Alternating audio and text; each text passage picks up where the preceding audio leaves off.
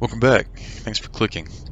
You join us here on Laguna Seca today for another interesting race. You're going to find out that undercutting is an extremely useful tactic in longer races like this, especially when you don't really have a choice but to get into the pits for a new set of tires, since the game doesn't allow us to use a harder compound.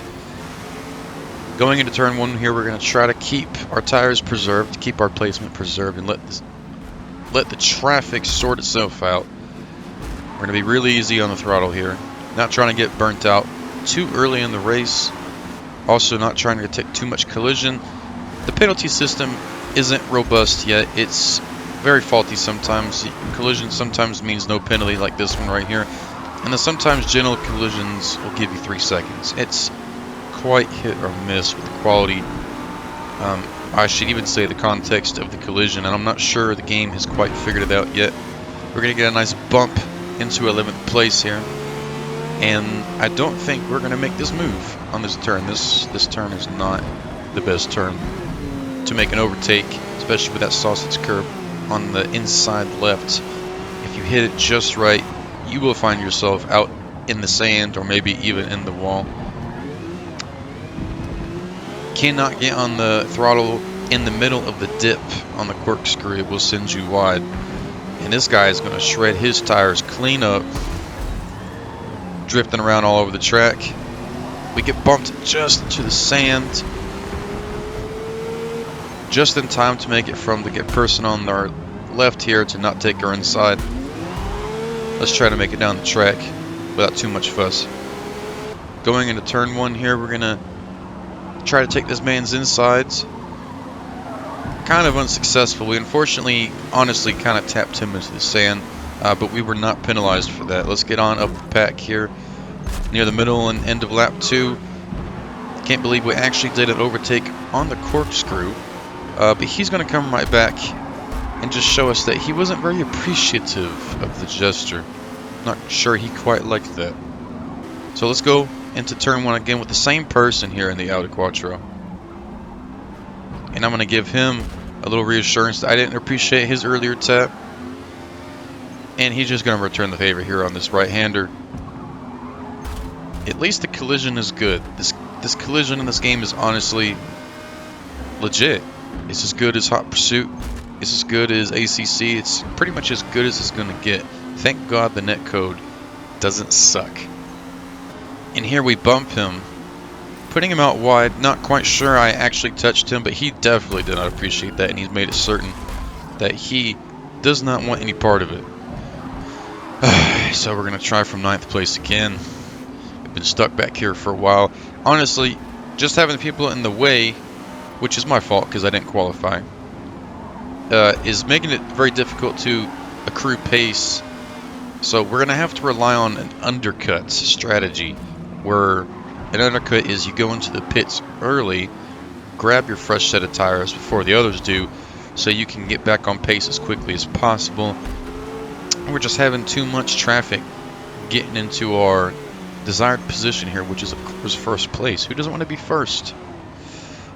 My man's going to go off wide there. I didn't do it to him. I don't know if the person behind him bumped him.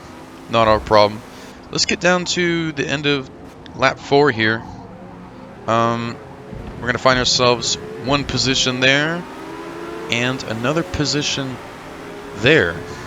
Now, if you look at our tires have lost quite a bit of their life already. We're going to have to skip forward to lap 6 because the grip starts to become noticeably worse, quite a lot worse actually, and it's making getting past people kind of a pain in the butt.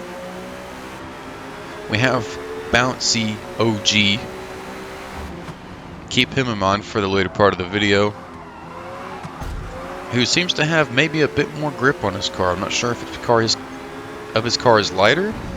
Maybe he has a better finger for throttle modulation. But we're going to lose 2 positions. 2 positions right there. Let's see if we can get it back. I'm not trying to hit Calibra anymore. I'm really tired of this dude here. We're going to squeeze ourselves in the inside and get that position back. On the corkscrew, honestly, I don't think there's many games you could get away with 3 people going through the corkscrew. It's impressive. So here we are. We're going to take the undercuts with no grip on our tires, and we're going to get in the pits early. I'm going to grab the stock tires. That's really all we have access to. And we're not going to add any fuel because we packed the correct amount of fuel from the beginning, which is what you should do, by the way. Don't want to stop and waste any more time on fuel than you have to. So a few turns later, we have some heat back in the tires, and we're already back on the appropriate pace. And at the end of lap 7, you can see some people are in the pit lanes. They've decided to go for a late pit, I think. Honestly, I think lap 7 is definitely a bit too late for a pit. Even in lap 9, people are pitting and getting fresh rubber as late as lap 9. The undercut's going to serve us well here as we're going to gain 4 positions. Nice. But then, this unfortunate atrocity happened here. Coming out of the corkscrew, for some reason I hit the brakes aiming for the dirt and completely lost our composure. And here comes Bouncy OG coming in to steal first place, man. So now, at least we have grip on the tires. But we have some dirt on the tires. You can definitely feel when there's some sand or dirt on the tires. You will feel instantly less grip for about 2 or 3 turns. So we're going to have to make up this time. We're going to brake as late as we dare. Putting 2 tires right by the sausage curb. 2 tires close to the sausage curb again for a nice double apex. Almost a perfect exit. Hugging the inside again. 3rd gear in this car is such an atrocious pain. I really wish I had gotten one of the other cars earlier than I had done for this video. I thought maybe the Oldsmobile would be good enough. It is good enough for this guy, but in harder lobbies, it's just absolutely awful. We're looking for a pass on the inside here. We're not going to get it. Again, not a safe turn to pass on. You could have seen how right there, 3 more inches and I would have tapped his rear end and put him out. Not trying to race dirty. But we are going to go for the dive because he's braking early. And we're going to get his... We're going to go for the outside pass, which ends up being an inside pass.